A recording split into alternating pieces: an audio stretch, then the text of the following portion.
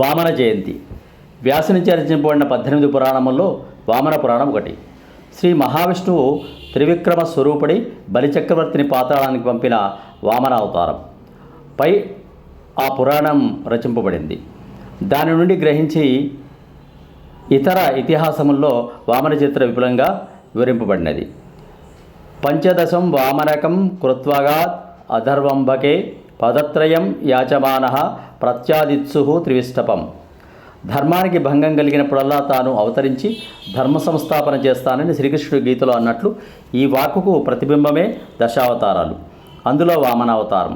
వామనుడి అవతార చరిత్రలో బలి వామనుల సంభాషణలో దురాశ కూడదని, తృప్తే మోక్షానికి సాధనమని తెలిపే చక్కటి సందేశం ఇమిడి ఉంది. యుద్ధంలో బలి స్వర్గంపై అధికారం సంపాదించాడు. ఇంద్రుడి ఓడించాడు. గురువు శుక్రాచార్యుని సహకారంచే, ఇంద్రుని ప్రార్థనచే అదితిదేవి గర్భంలో ఇంద్రుడికి చిన్నతమ్ముడుగా వామనుడు భాద్రపద మాసం శుక్లపక్షం పౌర్ణమి ముందు ద్వాదశి నాడు జన్మించాడు.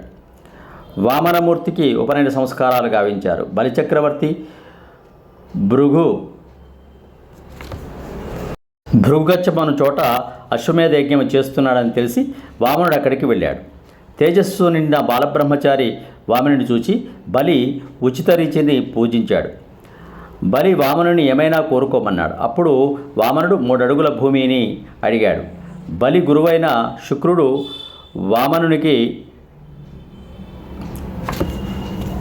ఇవ్వవద్దని అతడు విష్ణువు అని గ్రహించి బలితో అంటాడు. కానీ బలి ఆడిన మాట తప్పక దానం ఇవ్వబోతుంటే నీళ్లు కడిగే సమయంలో నీరు పడకుండా పాత్రలోకి శుక్రుడు చేరతాడు. అప్పుడు వామనుడు ఆ మార్గంలో దర్భతో పొడవగా శుక్రునికి ఒక కన్ను కోల్పోతాడు.